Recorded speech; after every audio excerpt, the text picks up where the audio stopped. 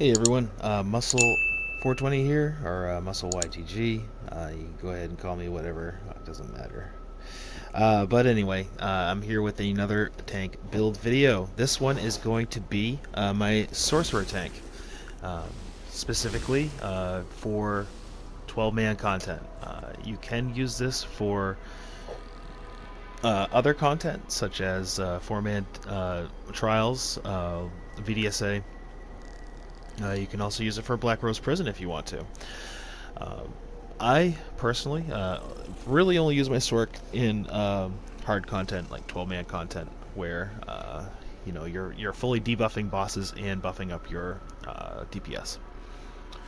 So, as I said in the previous video, this tank build video is not going to cover gear in depth. I will show you what I'm running. It is similar to all my builds that I run because I main tank, but that is a story for another day. Let's get straight into the abilities.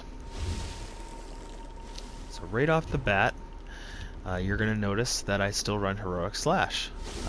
So Heroic Slash, it does minor maim, reduces enemy damage done by 15% for 12 seconds. You also gain minor heroism, granting you one ultimate every 1.5 seconds for 12 seconds, which is great. So that ability is sometimes you can use it as a spammable if you want to. It doesn't matter. To be honest, you want that minor maim up at 100% anyway. So do what you can with what you have. Definitely, if you need to, go ahead and spam it. Light attack, weave it. Boundless Storm is how I get my majors. It does cost magicka. It gives you major resolve, which is about an 8 to 9% reduction on damage, and it also activates major expedition, so it makes you faster for 4 seconds, which is great. It's a built-in major expedition, so I would definitely run this ability. Don't run Hurricane. I tried Hurricane, it's okay, but to be honest, this one is the better one. So for the taunt, your main taunt, you are going to be running Ransack as a Sorc. Elemental Drain should be on, theoretically it should be on your boss, close to 100% uptime, if not 100% uptime. And so with that being said, you don't need to run Pierced Armor, because they're already getting that breach, so you can run Ransack, and the reason why you run Ransack is because it gives you minor protection, reduces your damage taken by 8%, so it's like another 52 whatever resistances, basically. That's what it comes right down to. It gives you an 8% damage reduction for 15 seconds, so it's really, really nice. Definitely worth using. Still on front bar, we have Bound Aegis. Protect yourself with the power of Oblivion, creating a suit of Daedric mail that increases your block mitigation by 40% for 3 seconds. 40%. It's huge. While slotted, your max magicka is increased by 8%, and you gain minor resolve, increasing your physical and spell resistance by 1,320. So again, really nice. About a 1% damage mitigation there. A little bit less actually, but it's still really nice. You definitely want to use that. It's well, it's actually maybe a little bit more than 1%. It's about 1 point. I don't think we're quite at 2%, but it's really close. And then your fifth ability is going to be your Unstable Clan Fear. We're not going to be using any dark magic abilities, really, I don't believe. I'll take a double look here, but I don't believe we are. I think we're using Unstable Clan Fear as our burst heal. So it does damage, but it also, when you click on it, it heals you and the Clan Fear for 11,810. And that can crit, so it's a really nice heal. It's a little bit less than Green Dragon Blood, but it does heal really nicely. And then of course on our front bar we're running Aggressive Warhorn. As I said in the previous video, this needs to be up 100% of the time. People need to be blowing war horns every 10 seconds. Sorcs get a ultimate reduction cost ability, so the war horn uptime is actually a lot higher with a Sorc. Alright, back bar, very similar skills we have here. So Inner Rage is our range taunt. It's the morph of Inner Fire, and you want to use Inner Rage. No, maybe it's not the morph of Inner Fire. I can't remember. But anyway, so Inner Rage is definitely the one we want to use. Let me just see if I have that morphed or not. Yeah, I do. Okay. Anyway, so use that. That is the one. Don't use the Stam one, because the Stam one can definitely screw you over if you use it too much or if you're inexperienced. We're using a Frost Staff again on our back bar. It is a Mage meta. You don't necessarily need the off balance to maintain high damage, but the utility of having a Frost Staff instead of a Lightning Staff is 100% worth it. So I would definitely run this. As I said, Blockade, the first target it hits, it procs your enchantment, which is Crusher, for 4 times before you have to reapply. So just keep that in mind. This is basically your only flex spot, so Critical Surge. In heavy block fights such as Kind's Aegis, I rarely have a chance to proc anything on my back bar, but if I get a chance I do proc Critical Surge, just to make sure that I get the heals with Balanced Storm ticking over and over and over again. Again, we have to have the Clan Fear double barred, and so this is where he stays right here. I don't use it on my back bar, so it stays kind of in the weird button place that I don't press very much, and that is where it stays. Silver Leash is going to be your chains. For any character that is not a DK or a Necro, you definitely want to be running Silver Leash. Even Necros run Silver Leash for the most part. But this does cost Stam. Be careful with it. You definitely want to try having your DK pull in ads if you can, and especially when you're main tanking, you definitely want your DK to be chaining those ads in. As a main tank with a Sorc, literally you pop this and then you hold block and you're usually Gucci. You're usually really good. Like, this will save you. I've tested it out, Kind's Aegis, last boss, and it really does work well. This tank feels stronger than my DK at times. And the ultimate is Replenishing Barrier, so we're not using Reviving Barrier for this guy, we're using Replenishing. And the reason why is because each time a word dissolves, you restore 4 ultimate and 1000 magicka. So this will give you ultimate back. This is really OP. It's nice. And of course it gives everyone a shield. So very nice, very nice. So down in Dark Magic here, we've almost got Dark Magic maxed out, but we don't. Something that we could use here in certain cases would be Absorption Field. You can use this for infusers in Kind's Aegis. That does work. Restraining Prison is definitely good for the flex spot there. That is your CC. You could use that in place of Crit Surge. You could use Restraining Prison. And then honestly, Dark Deal is another great one. It heals you. It's like the Sorc Breath of Life for yourself, and it gives you stamina back instantly. And then you also get stamina recovery. So I would say use that if you can. Take the passives. If you can get exploitation up to the number 2, do it, because it does make it kind of nice, especially when you cast your CC ability. Everyone gets a little bit of crit, so it's good. Daedric Summoning, you need Daedric Summoning all the way up, and honestly you could run the the Matriarch. That is another ability you could run to make sure that you get that heal. It does heal you nicely, and it also heals 2 friendly targets as well, so it's a nice little ability you could use if you wanted to be more utility based, but I picked the Clan Fear because it has a bigger heal. And you also want all of the passives here. One of my favorite passives actually in there is Power Stone. Reduces the cost of your ultimate abilities by 15%. Super OP. People don't even realize how OP that is. It's so good. Storm Calling. Boundless Storm, Critical Surge, and you want Bolt Escape as well, just in case. Then Capacitor is good for magic recovery. This one doesn't really help for a tank. This one also doesn't help for a tank. And this one does help for a tank. This one increases your healing basically just through spell damage. So what you want here is you want all your passives, and then get your Gap Closer morphed, Heroic Slash, Absorb Missile, yes, and then all passives here. And then bow, you can use a bow on your back bar instead of staff. I don't recommend it. I recommend the Frost Staff. Same passives here typically. You definitely want Tri-Focus, and then you want Ancient Knowledge all the way up. I don't have Ancient Knowledge all the way up, but yeah, that's what you want. Heavy Armor, same thing, all passives. I'm a Werewolf on this guy, which is kind of fun for RP reasons, but honestly I don't really use it that much. Fighters Guild, I use Silver Leash as my chains, and then Ring of Preservation.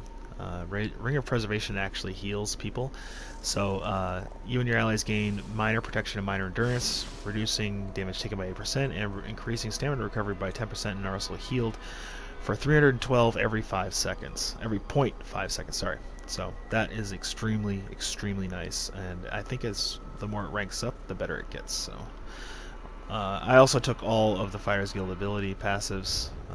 Not really sure why, but I did. You don't need them all though. 2 Undaunted Command, 2 Undaunted Metal, Sanguine Altar, and then Inner Rage. A lot of people also take the green morph, so you can pick whichever one you want. It doesn't matter. Aggressive Warhorn, I have Resolving Vigor for some reason. I need to change that to Echoing.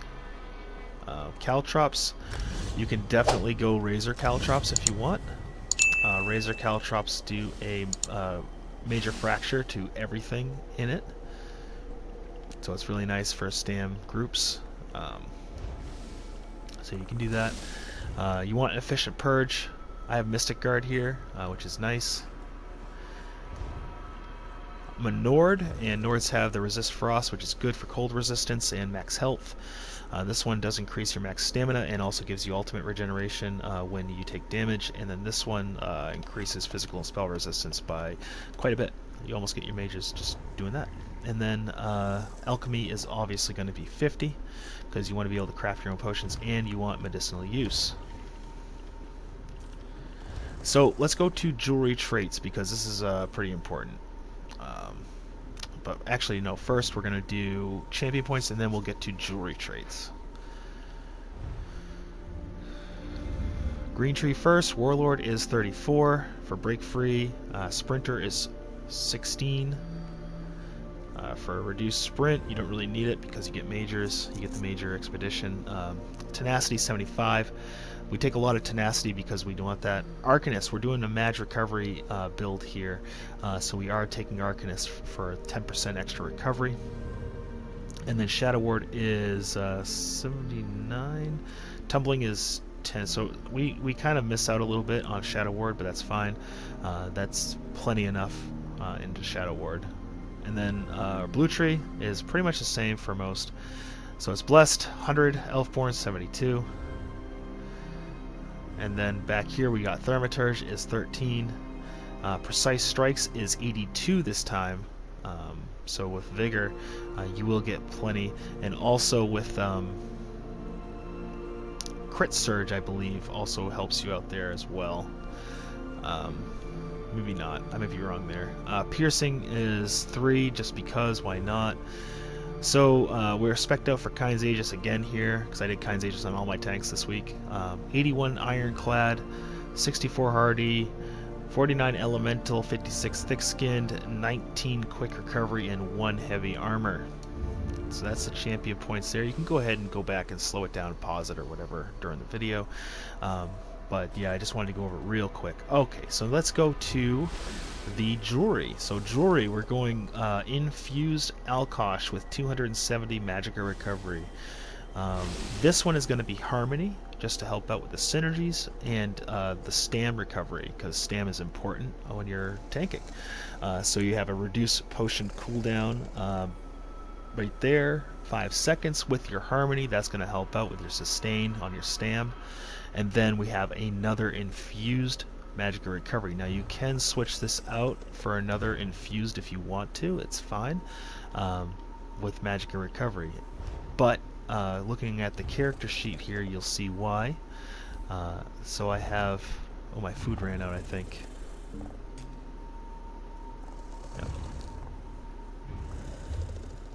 Let's go to front bar. So I have 18.5k max Magicka. I have almost 39k health, which is fine. You'll have over 40 with Warden healing you, and you have almost 20k max stamina. Magicka recovery is insane. Almost 2,000 Magicka recovery on this guy. With another glyph, I would probably be really close. Health recovery is at 1332. It's really good. Stam recovery, who cares?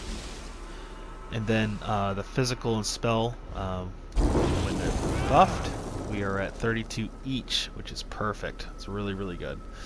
And that's why you can run set like the Engine Guardian or something. So anyway, I have 14 Magicka, 50 health. This is, you can play around with this. This has a lot to do with the glyphs you use on your jewelry and on your gear. So just play around with this, but you want kind of like those stats right there that I have. Like I said, I'm a werewolf. I'm running the Atronach Mundus. Gives me an extra almost 300 Magicka recovery. And Bewitched Sugar Skulls gives you almost 4k max health, and then 3.6k max stamina, max Magicka, and then you've got your almost your 400 health recovery, which is beautiful. Bound Aegis, again, physical and spell resistance by 1320. Beautiful. So yeah, that is basically it. I'll run right through the list here on my gear just to let you know what I'm running here. So it's Alkosh, again, Sturdy Shield, Infused Sword, Weakening Enchantment on the sword. I got an Ice Staff of Alkosh infused with the Crusher enchantment. I've got Engine Guardian for the monster set. I've got Perfected Yolnacrin as the body pieces. I am running an infused with a Triglyph on the legs. And then I've got my Alkosh jewelry here. So purple is fine if you don't have gold gear, or you don't have enough gold to gold something out. Go ahead and run purple. It's fine. Just make sure that you're. Well, I'm kind of curious what's in that trunk right there. Hey. Anyway, so yeah, just go ahead and run purple gear, purple neck, purple whatever. You can just gold your stuff out later. If you have if you have purple jewelry, just save up your platings, gold it out later. It's fine. Gold, just the only thing about gold is that it's a min-max thing. So you get the most out of your build if you're running gold sets. So that is where it's at. I'm also running. Just take a look here. I didn't do this in my last build, but I am running tripods. I think these are just trash pots here. And yeah, so I'm running tripods and Bewitched Sugar Skulls. Now there are different things you can do. Like you can run Witch's Mother's Potent Brew if you want to. That'd be fine as a Magicka build tank. You just need to watch your stam really closely. You could also run Dubious Cameron Throne for a little extra stamina recovery. There's other types of food you can run in certain instances, especially if you want to do a little bit of extra DPS on the side. That's fine. You could also, I don't know if I have it on me, but sometimes if you have like a battle axe or something like that for your back bar, that'd be fine too. Valkosh, not sure if I have one. No, I have a War Machine one. So, yeah, you just You know, there's lots of ways to run tanks, but this is how I run my Sorc tank. If you have any questions, go ahead and leave them down in the comment section below. Also, if you have anything to add to this build, go ahead and leave it down there as well. I'm very interested to hear what you have to say. I'm making these videos sort of as a like, this is how I do it kind of thing. This is not like the way that everyone should do it, but this is how I do it, and I'm a moderately successful tank. So take it for what you will. There are better tanks out there than me, but not a lot of them do actual trial build videos and things like that. So I just wanted to make sure I put out my builds out there, because I do tank on every class except for Templar. So anyway, take care, guys. I do appreciate you watching, and have a great weekend or weekday, depending on when this uploads. This is MusCle420 signing out. See you later. I'll never take it since you said it around me, necessary. We can